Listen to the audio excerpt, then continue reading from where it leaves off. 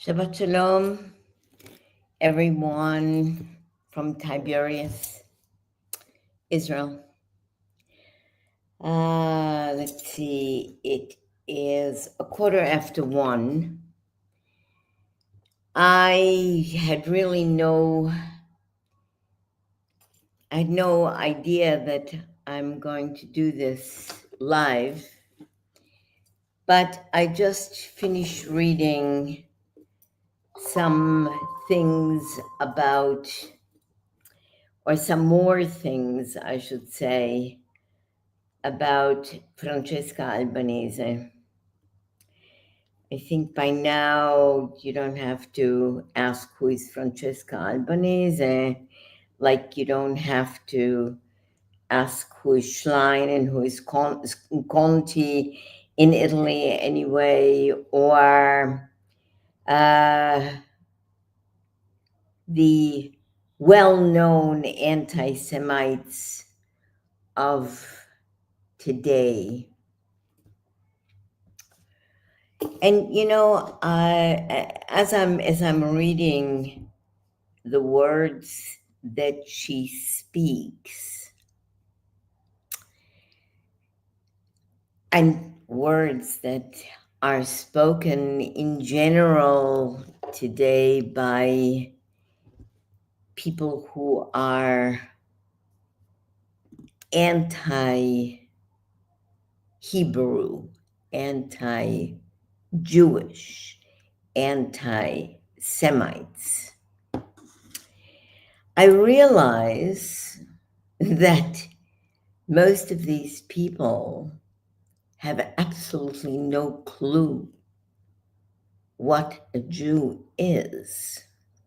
And then on the other hand, I also realize that most Jews living in the diaspora, that means outside of Israel, don't know what a Jew is.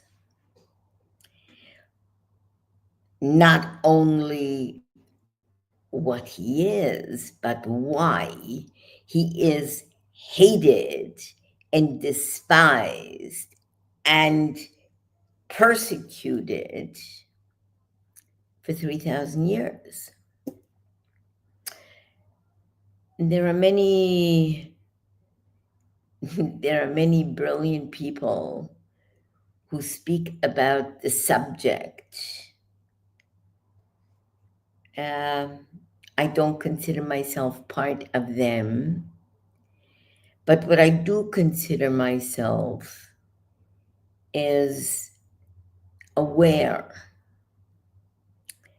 of who I am, aware of what I am, and aware of why I am here.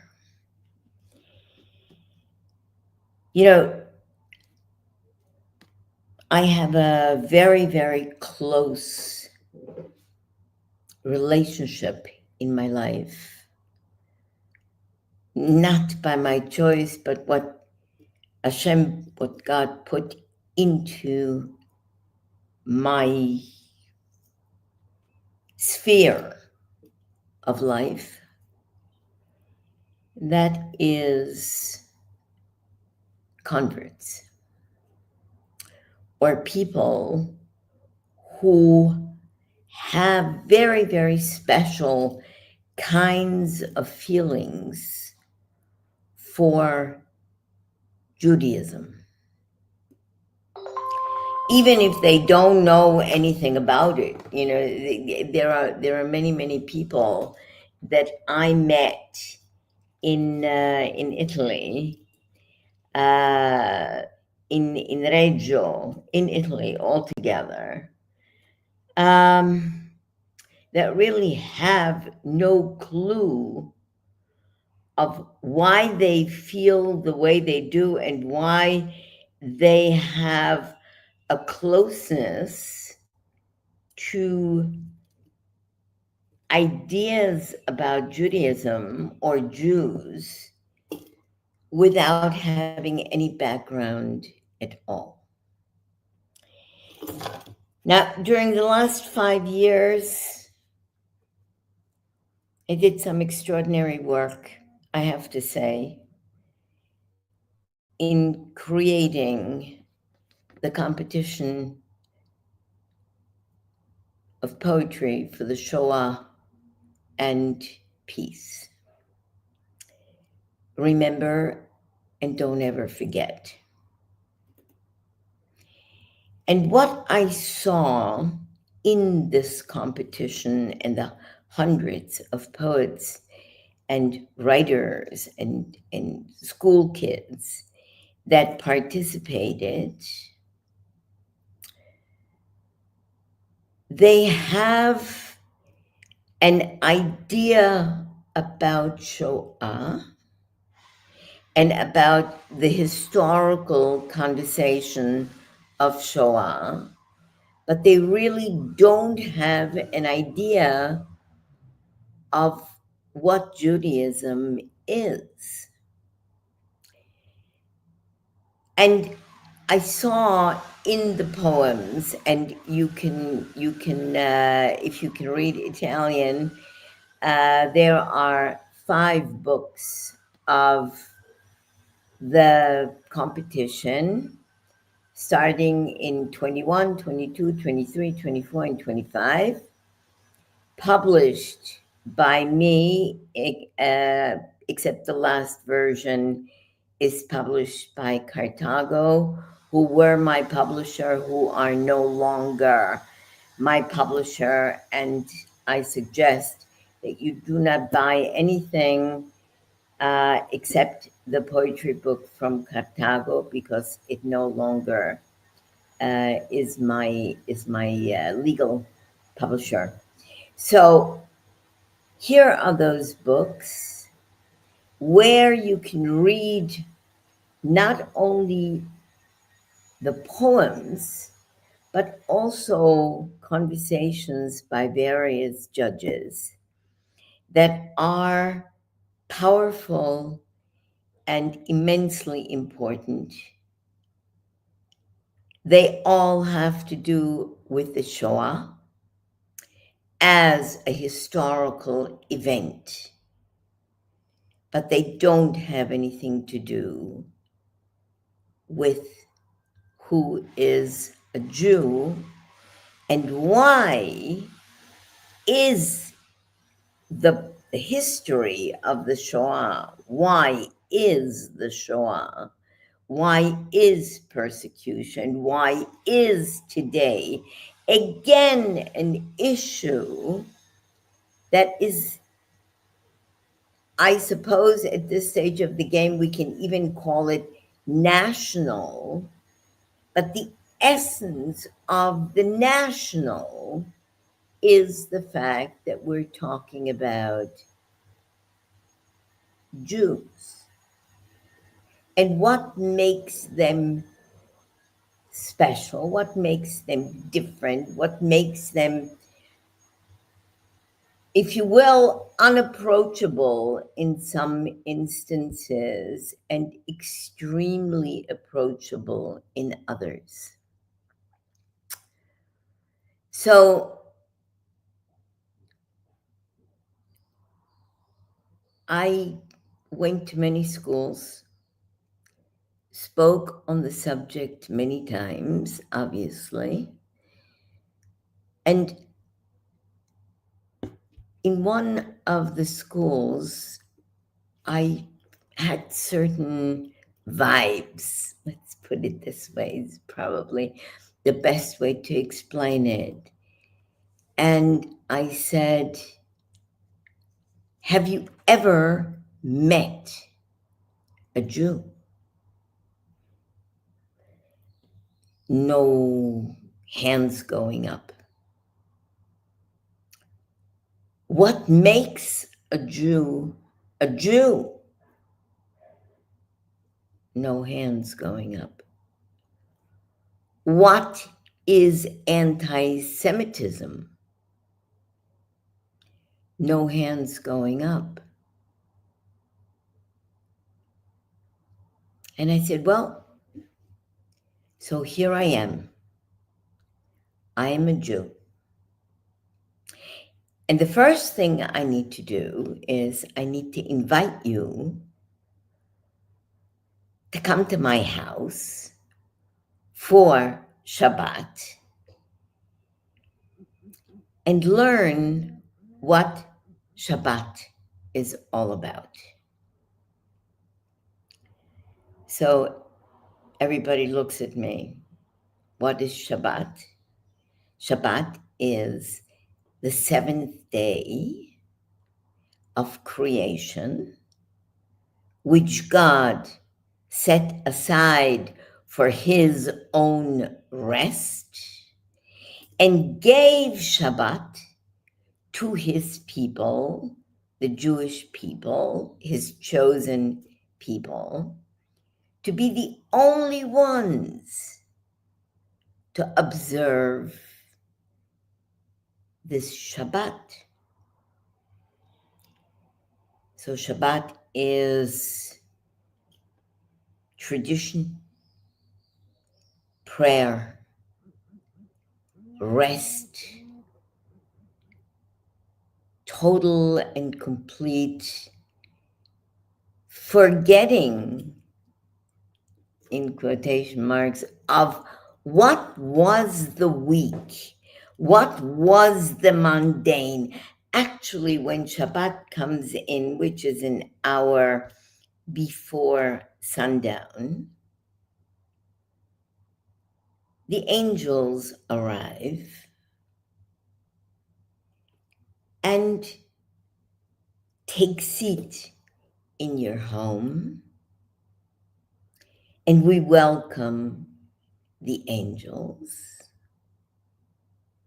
And the angels stay with us, give us another soul, the Shabbos soul, the Shabbat soul, that we get to keep for the whole 25 hours. So an hour after sunset, Shabbat finishes and we go back into the mundane. You know, if you take nothing else except the concept of Shabbat, the concept of what does this Shabbat mean, you get a very good idea of what happens to a Jew if he observes Shabbat alone or with his family, hopefully with somebody, because alone is difficult. I did it for 8 years and it's difficult, but I never ever missed a Shabbat because it's so immensely important. So after you light the Shabbat candles and the angels come to be with you, and you get this Shabbos soul, you change. One of the things that happens is that when you observe the prayers, when you read the prayers for Shabbat, you feel different. You have a different view of the hours that pass, of the day that passes, of the food that you eat, that you elevate to the extraordinary height of Shabbat. it's important to understand these things. It's important to know why Jews do that and why for 3,000 years that continues, and why Shabbat is the identity of a Jew, and why Jews in all are identified by the fact that they observe a law that God gives in the Ten Commandments. Observing Shabbat is so immensely important.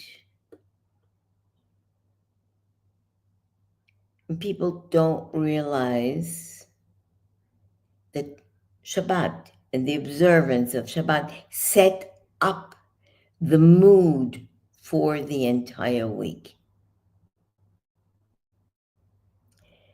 You know, when I was in Reggio, I'm talking about 2 weeks ago,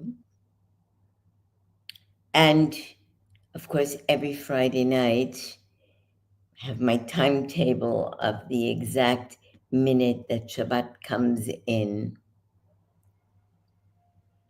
And I light the candles and I say my prayers.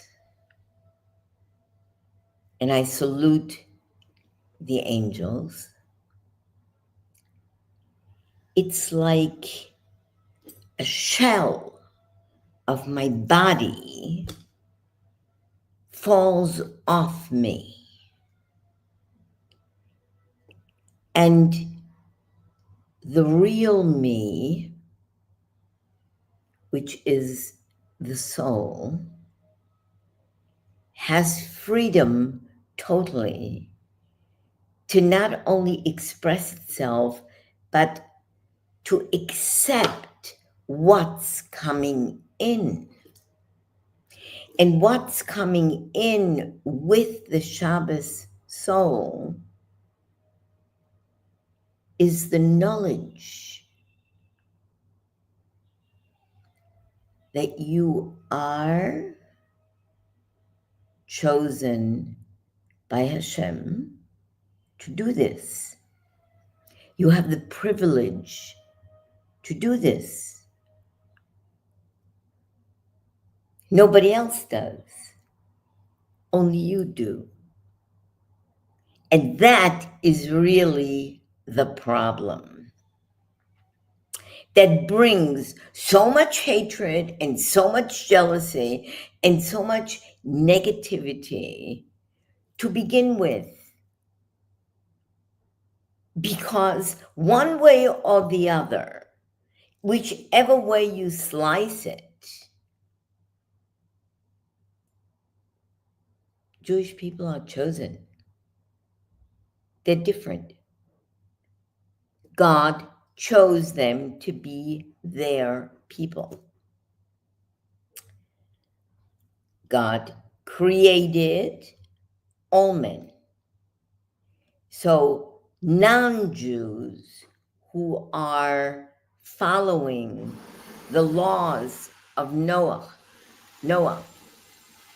non-Jews who live a life of law, non-Jews who observe their laws and don't hurt other people, and basically live the 7 laws of Noah, those are non-Jews who have a piece of the world to come. It's not the same piece as mine, but they have a piece of the world to come and are exceedingly appreciated by Hashem, by God.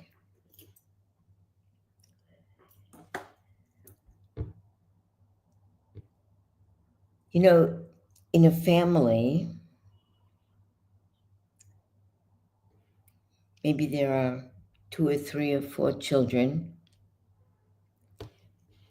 and each one of them, of course, has their own personality, their own understanding of things, but it's the parents who create the atmosphere, especially the mother, who gives the whole home a very special touch in who she is to each one of her children, to each member of the family, especially her husband. The idea of Jewish women being Hausfrau, okay, and slaves of bearing children and slaves of the cleaning and the cooking, it's all nonsense. Having children, building the foundation of the home, building the foundation of the future, building the foundation of the spiritual and material, which go together. Because God said he wants a home, he wants a home on the earth, meaning a partnership between him and between us. But that partnership, as all partnerships, have their responsibilities, and each partner takes on his individual responsibility. That means the woman of the house, the mother, the wife, has her responsibilities to the family, and her husband, the father, has his responsibility, and together they create the unit. And above the unit is the senior partner. Senior partner is Hashem, the giver of all. When people are anti-Semites, they're anti-God. When Christians are anti-Semites, they are anti-God, because their God and my God are the same God. The fact that they have an additional book, an additional thinking, an additional difference, has nothing to do with anything. As far as I'm concerned, being ambassador of peace, of the Universal Peace Federation, what's important is not what religion you are, but that you respect your own religion first, and that will bring you to respecting other religions. Why? Because at the end of the game, and when all conversation is done, there's one God who created all. Here is the giant problematic again. So this God that protects you, this God that makes 3,000 missiles instead of destroying and finishing and uprooting and killing, instead of thousands of people, God forbid, 30 or 40 were killed. Houses were destroyed. But if you look at this and you look at all of it, you must have closed eyes, closed ears, closed brain to not see that there is something other than just human knowledge, human know-how at work here. There is something that is so beyond that you must realize and you must understand that, like the Torah says, God watches from the day of the new year to the end of the old year. From day to day, from morning to night, he watches. So he watches each and every one of us in the whole world. Oh, what are you talking about? Whoever he is, doesn't have time to see me. Big mistake. To see you light candles, to you make the benedictions over the bread, for you to bake the bread, for you to have the guests, for you to make special things, for you to have the connection and the intention of this relationship. The relationship that Jews have with their God, the God that created heaven and earth, the God that created humanity, the God that created nature, the God that destroys, the God that builds. That relationship is up to you. That's where free choice comes in. Everything is available. You choose to be anti-God, to be anti-Jewish,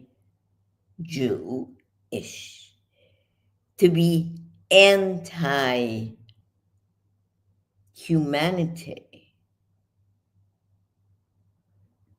It's your choice. But you have to know that if you're going to make a move anti-Jew, there is going to be a consequence. Maybe not today, maybe not tomorrow, maybe not in a month from now, maybe not in 6 months from now, but no. And remember what I'm telling you. I have seen it thousands of times in my life. He who goes against a Jew will have consequences.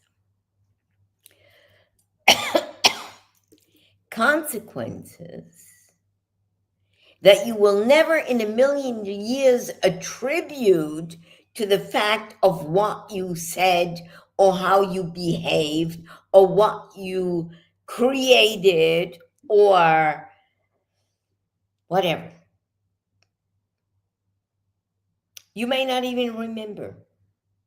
God doesn't forget. What needs to be done, how it needs to be done, will be decided not by you and not by me, but will be decided in the sentence that Hashem will pass, or in your lifetime, or after your lifetime. You know,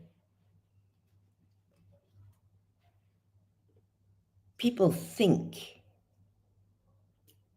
obviously, you look at somebody like Francesca Albanese, okay, who is making her fortune in quotations with being an anti-Semite, but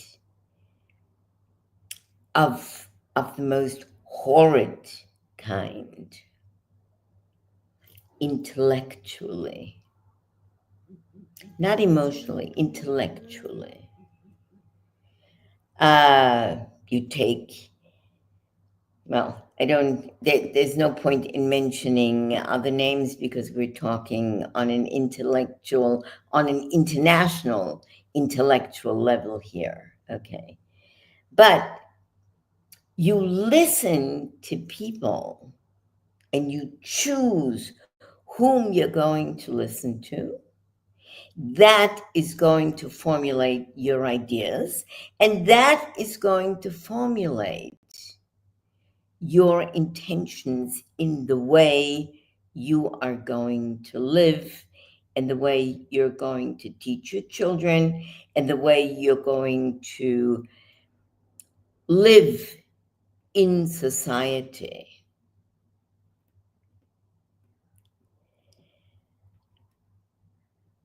It's before Shabbat.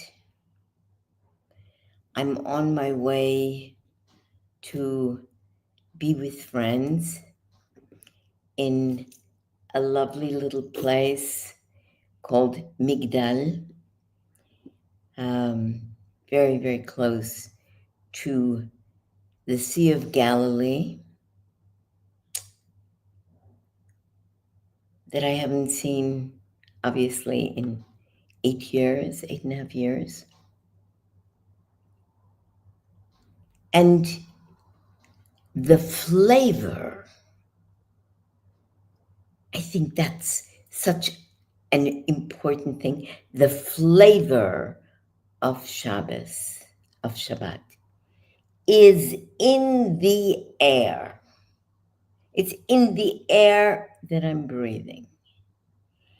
It's that all of a sudden things stop.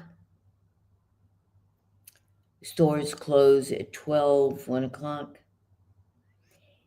The whole place is getting ready to receive the Shabbos Queen in many different ways. And if you want to know the ways, you can very easily put Shabbat, Sabbath in your AI, if that's what you want to do, and you'll get a very concise, clean explanation of what Sabbath, the seventh day of the week, is. But you'll never get the flavor of Shabbat.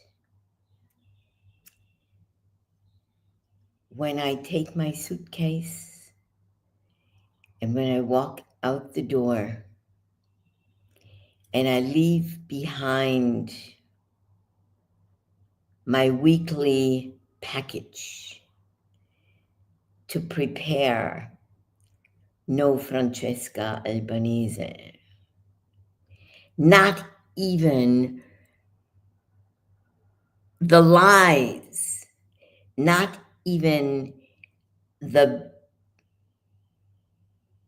boldness of her hatred, not even the depth of her disgust will follow me, will not influence me,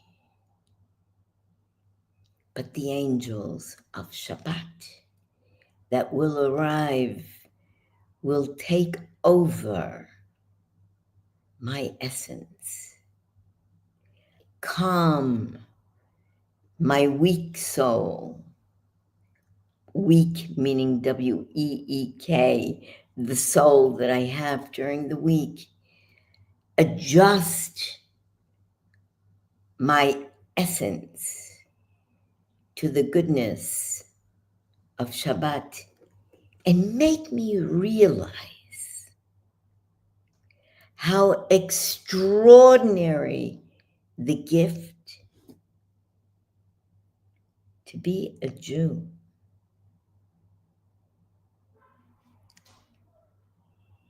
To have God looking out for me. And no matter what happens, knowing that what happens exactly is his will and his desire for me and for every Jew everywhere and anywhere in the world.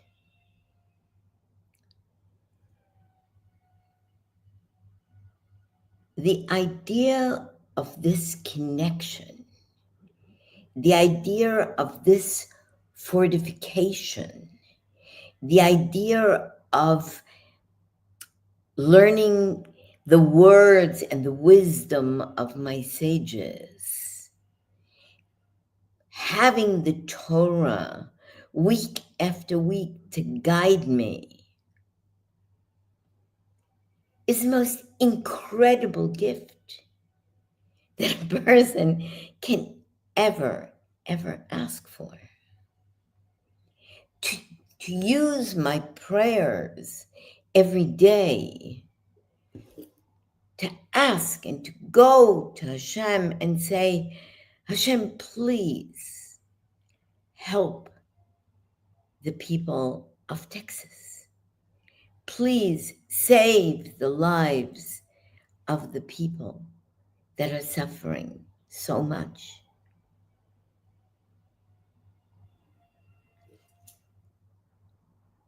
I'm a human.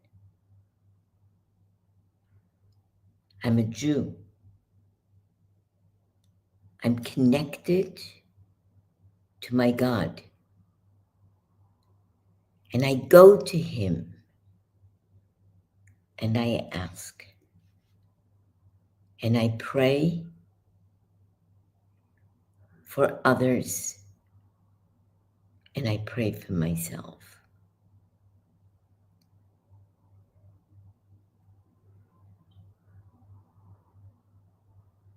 Light candles. Say the prayer of Shabbat. Make Kiddush and feel the joy of being part of something extraordinary, part of something so grand and so great. Don't ever make an excuse. Don't ever be ashamed. Don't ever hide who you are. Don't ever walk away because you can't. Your soul is attached 100%, whether you commit to Judaism, whether you do or you don't. Know that any and every Jewish soul is connected to Hashem and has the possibility until the end of its days to return to Hashem. And the doors to Gan Eden will be opened.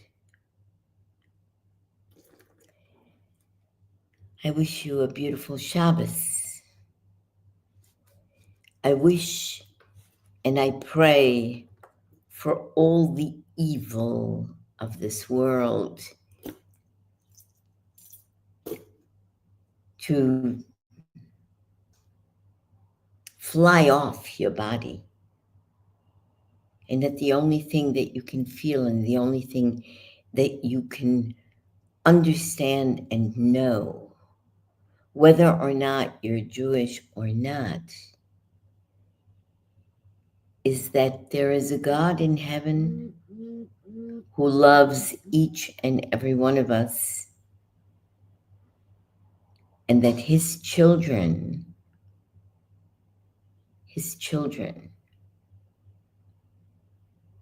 are the Jewish people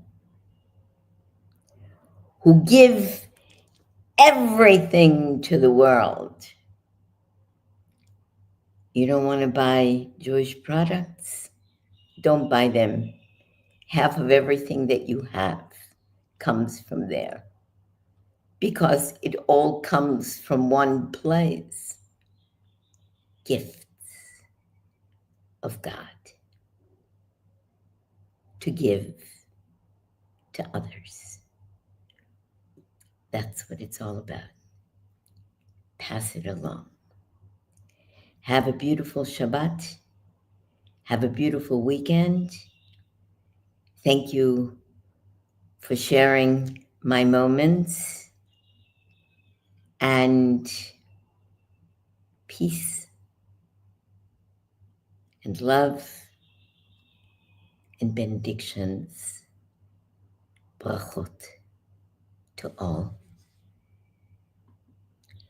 Shalom, shalom.